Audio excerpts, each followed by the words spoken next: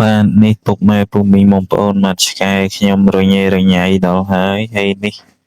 មើលកូននេះមួយនេះប្រឡែងជាមួយឆ្មាបងប្អូនបាទនេះហើយឆ្មាហ្នឹងក៏ត្រូវជាមួយឆ្កែទេបងប្អូនបាទវាចេះសម្របខ្លួនបាទមកលេងជាមួយឆ្កែពីមុនមកឆ្លោះគ្នាទេបងប្អូនបាទតែឥឡូវអត់ទេវាចេះមកលេងជាមួយឆ្កែបាទទៀតទៅសូម្បីតែសត្វក៏វាចេះសម្របខ្លួនដែរបងប្អូនបាទនេះចឹងប្រឡែងជាមួយកូនឆ្កែបាទមើលវាចេះបាទលេង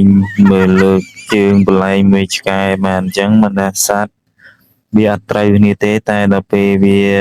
នៅតែឯងឆ្កែច្រើនអញ្ចឹងខ្លាចឆ្កែខាំវាចេះសម្របខ្លួនបាទមកលេងជាមួយឆ្កែបាទវាចេះចូលស្ទឹងតាមបត់ណាពុកម៉ែបងប្អូនបាទអញ្ចឹងនេះទៅហើយអាធំទៅម្ដងហើយបាទអត់ខាំទេបាទវាពួយស្គាល់ហើយតែបើមកដបងវិញដេញខាំមករត់ឡើងលើផ្ទះចាំងតន់ទេតែឥឡូវអត់ទេបងប្អូនបាទហើយនេះឆ្កែខ្ញុំសិតតែខ្មៅបងប្អូនហើយអត់មានសទេហើយធំនោះកូនសាមុនបាទមេកូនប៉ុនគ្នាទេឥឡូវមានកូនតូចមក6ទៀតហើយបងប្អូនបាទ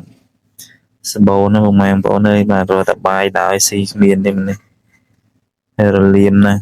ឃើញខ្ញុំមិនបានទេបាទលើកទៅត្រង់ជើងមកនេះនឹងថាសัตว์វាស្គាល់ម្ចាស់ណាសត្វឆ្កែនេះបងប្អូនបាទចឹងថាយើងវាយវាមិនធ្វើបាបមិនក៏វានៅស្គាល់យើងដែរអត់ដូចសត្វផ្សេងក្រៅពីវាលូលែងហ៊ានមកចិត្តវាសត្វឆ្កែវាយមិនក៏ត្រូវមកដែរបងប្អូនមកនិយាយទៅវាខ្លាចយើងមែនតែវានៅតែមករកយើងដដែលបាទអញ្ចឹងមកគេថាឆ្កែស្រឡាញ់មិនម្ចាស់ស្មោះមក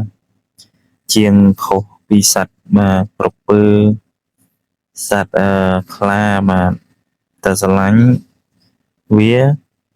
ប្រយ័ត្នតែវាអត់អីស៊ីថ្ងៃណាមួយគឺវាស៊ីម្ចាស់ឯងបងប្អូនមកតែវាឆ្កែអត់ទេ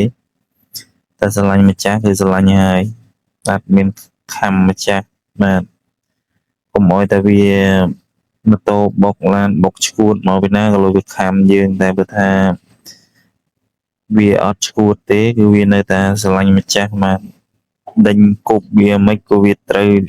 រត់មករកម្ចាស់វិញដែរបាទនេះឃើញខ្ញុំអោនមកហើយ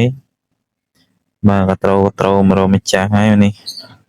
បាទនេះមីមេបាទមីមេនេះមេហ្នឹងបងប្អូនបាទតែមេកូននេះកូននេះមេកូនទៅប៉ុណ្ណឹងគ្នាទេអត់ធំទេបាទចឹងមិនថាសត្វណាវាស្រឡាញ់ម្ចាស់ណាសត្វឆ្កែចឹងកុំអោយបានហូបវាពេកបងប្អូនបាទទុកវាគ្រាន់ចាំផ្ទះបាទវាអាចមើលព្រុសចាំផ្ទះពេលយើងមិននៅបាទទៅណាចោលផ្ទះគឺបានវាហ្នឹងបងប្អូនបាទវាជាសន្តិសុខភូមិបាទនេះសន្តិសុខភូមិបងប្អូនបាទអញ្ចឹងពេលយើងអត់ពីវាយើងទៅណាបាត់យើងបានវាបាទបើអត់ពីវាទៅគឺស្ងាត់ចង់ចោលលួចមនុស្សចូលមិនក៏អត់ដឹងដែរបង